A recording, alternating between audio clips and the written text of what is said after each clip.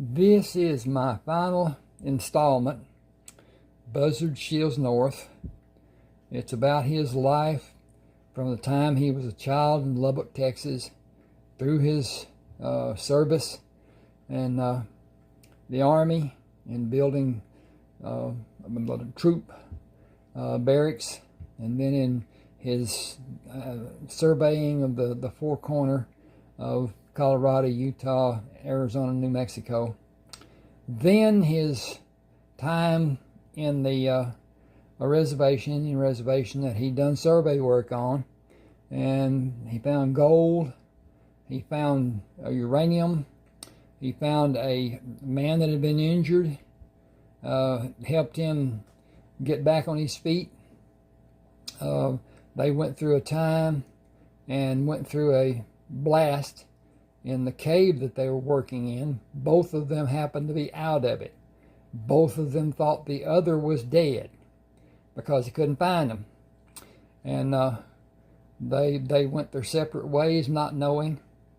But at any rate, then Buzzard goes to a little town called Stockton, California, just outside of Stockton on the San Joaquin River, and goes to work ostensibly as a supervisor in a shipyard. Finds that it is financed, mal-managed, and eventually takes the advice of one of his trusted investor friends and buys the shipyard. And when he does, he works for a couple of weeks and leaves it in good hands and goes to Alaska.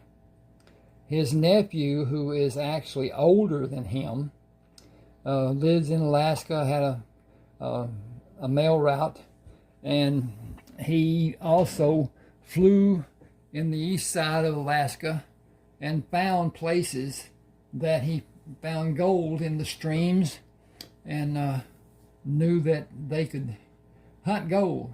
And he waited for Buzzard to come and meet him, and they started, got ready, built a lean-to, got where they could stay there and work through the sluicing and all the stuff that went on.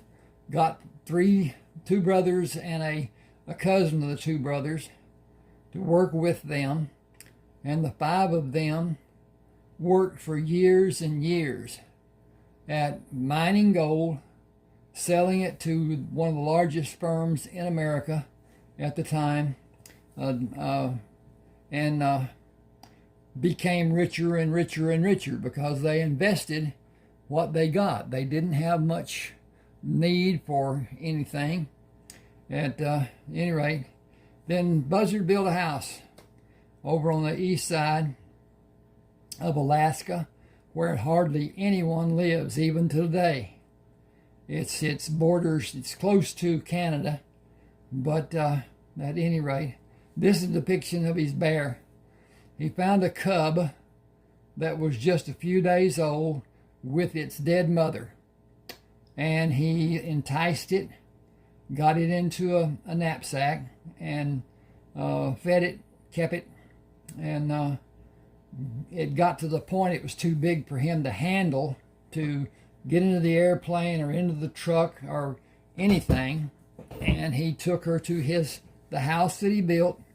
He had a room under it on the ground, left an opening so that she could get into it, left an opening in the floor that she could not get through with a grating, so that there'd be some heat that went down to her on the coldest nights. But at any rate, within this book, they have now, they completed the last year. I think that would have been in 1940.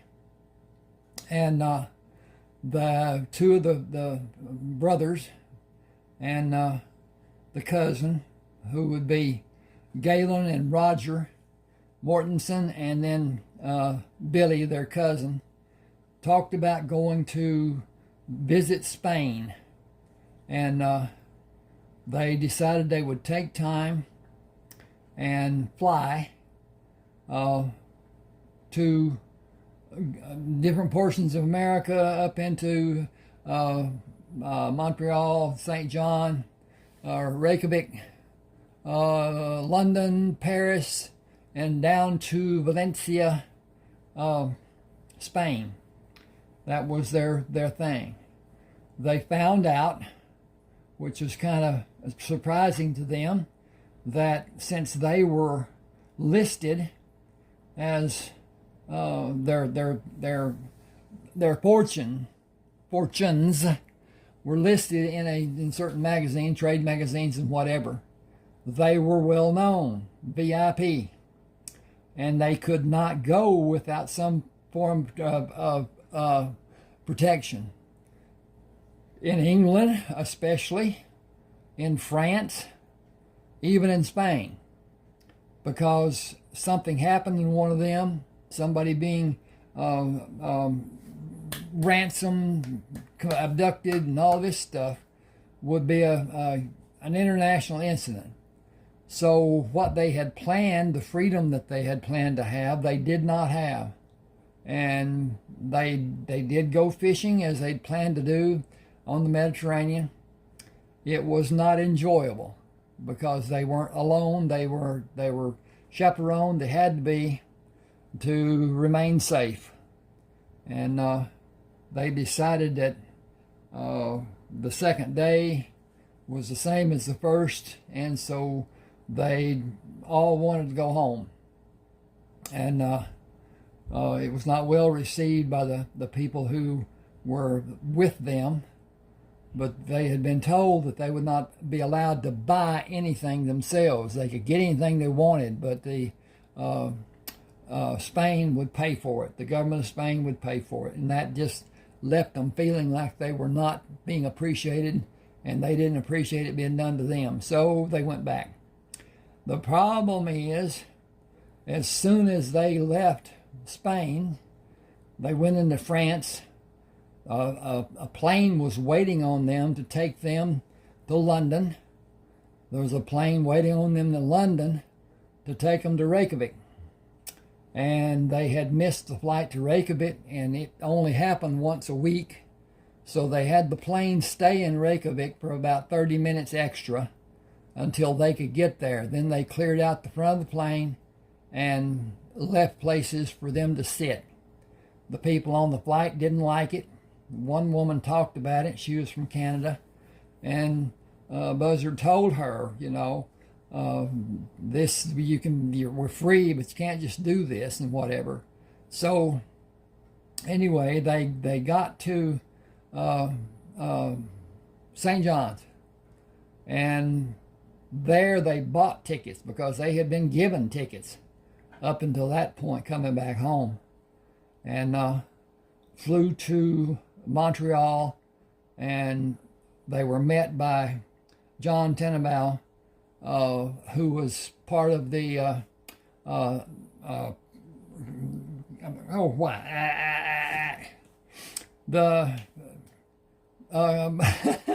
ambassador scene, and he was worked for the CIA, and he escorted them to Newark, New Jersey, and they talked on the way about possibility of buying a plane because they all wanted to be able to fly. Now, Galen didn't so much want to fly a plane himself as he wanted to just be a passenger, and Roger and Billy are both adamant about flying. Buzzard has already been flying and had his military license that was issued to him under the orders of Franklin Roosevelt. And they flew to Texas. No, they flew home. And continue what they were doing. They went and visited the shipyards, both in Northern California, there at Stockton, and the shipyard that they both Lee and Buzzard bought as a partnership out of San Diego, and they were rebuilding it. They were also buying airfields. Airfields at that time were just grass. Very, very few had concrete. They then built concrete airfields there in San Diego to train pilots for the Army Air Corps. The Air Force was not instituted at that time.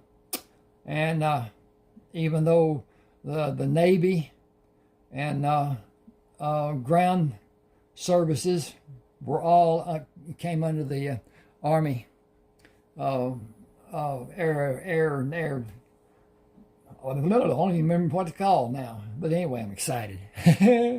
Okay, then they go back after it warms up and the spring break has thawed out and whatever, so that they can work. And they work another year, and then they go. Well, Buzzard is located, and it's understood that Wilson Kramer wanted to see him. Wilson was was the man that Buzzard found in Arizona and saved. He was in bad condition, had broken bones, and was not able to take care of himself. And he stayed with Buzzard for about 3 months or whatever there in Arizona. And then they parted ways when they both thought each other were dead. But at any rate, I'll leave a number of texts to links to books that I have on Smashwords. They can be purchased on Smashwords still. Smashwords partnered with Draft2Digital, and Draft2Digital is now taking care of my books, and they're really taking care of me. They're not paying me almost anything every time they sell one of my books. So I want to direct people to Smashwords, because Smashwords helps me, and Smashwords is good about helping people that have purchased from them. Draft2Digital is not. Amazon is not. And there's points of interest about Smashwords, but I'll leave that for now. At any rate, this continues on, and Buzzard builds his house, and then Galen goes over to the next valley and builds his house. The others don't. The others have no interest in living there.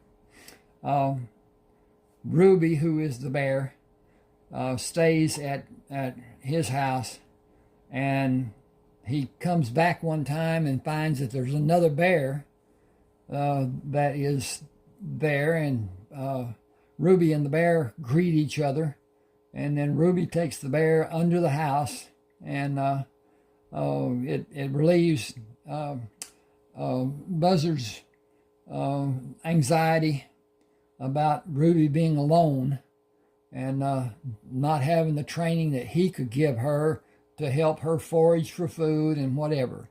She's about 300 pounds at this time.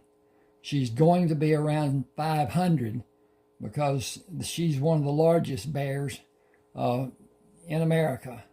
The polar bear is the largest bear, and they are more vicious. They're just wow. At any rate, this goes on. They are still not yet in the war, and it is coming. But there are things that they can do to help, and they do. Buzzard goes and talks to Franklin Delano Roosevelt about what needs to be done, what he feels needs to be done. And part of it is to take the Air Corps away from the Army and make it an Air Force. And there are many people that have advocated for that, but at any rate, it will be done later after the war. It was not done, I can't remember what date it was, but at any rate, the purpose that the Army Air Corps had for the pilots was to support the troops, not bombing, nothing to do with war to speak of. And that was changed to a degree so that they could drop torpedoes and they could drop bombs and whatever. And with that being done, they annihilated the Japanese aircraft carriers and sank the last one, the Akaya, I think in 44. But the Germans ran out of everything that they needed, especially gasoline, and they surrendered. Supposedly, Hitler killed himself, though they say it wasn't him. And the autopsy was not done. Nothing was done to prove it was him. And they think that he went to South America, and they think he lived out his life down there. But at any rate, there are many Germans that went there. There are cities in Ecuador and some of the other countries in South America that are German-speaking. And it's not right what was done, but anyway, it was done. At any rate, once the Germans surrendered, the impetus was on defeating the Japanese. And the Russians and England and other allies did that. Then the atomic bomb was invented, and they first dropped a bomb on Hiroshima or Nagasaki? Hiroshima, I believe, first. And the Japanese did not surrender. They thought it was a fluke. They thought it was a mistake. They thought there wasn't anything that could be that powerful to just annihilate a whole city. And when that first bomb was dropped, it killed about 100,000 people, and more died from radiation and whatever after that. And they talk about the black rain, which was rain that was mixed with radiation and whatever. But at any rate, they would not capitulate. They would not surrender. Even though the emperor asked them to, they would not do it. They had the samurai code that is fight to the death. And that's what they intended to do. And then the bomb was dropped on Nagasaki. And 3 or 4 days later, the Japanese did surrender. And we rebuilt Japan. We gave aid, we gave help, gave construction. I was born, but I wasn't doing anything. The United States government, under Harry S. Truman,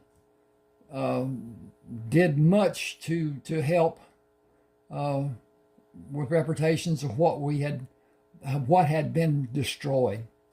At any rate, this goes on after the war ends, and they are told that they are no longer needed to continue with the gold discoveries they were doing, and they stopped. They didn't stop completely because Buzzard owned a plot of ground that had gold on it that wasn't like they had been doing, didn't have the production that they'd been doing. And Galen also has a house that has gold on it. It's thought that there's still gold in eastern Alaska that most people couldn't find. The geographical presence like it is and all that, it's not modeled in any way that the geology people have ever witnessed and whatever. They don't know how. They don't know where to look. So at any rate, this goes on, and they become established in different places. They continue building their airports from the airfields, and have a hotel on each one of them, and have a beginning toward what became the #1 transportation across America. It was the second after the train until that time. Please subscribe to my channel. Subscribe to both this channel and the other channel that I have. I'll put up a link from this channel and that channel to cross over both of them. My email address here is ron7560444@yahoo.com. My website is ronaldwalkerauthor.com. 30 books. I actually have 31 books done, but I'm working on 32nd one. My computer had a fuzzball and dropped over, but whatever. But anyway, then I'll leave links for both my email account and the website. Purchases can be made on the website. I would rather they be made through Smashwords because it costs me less money. I have to pay for equity every time a book is sold, and I'd really rather not do that. But anyway, I'd have to send. I'd be busy doing that and don't really want to. So at any rate, do subscribe to this channel. Hit the like button. Share. Tell people about it. Get me going. It helps me to grow. Appreciate you being with me. And let me know something. Thank you.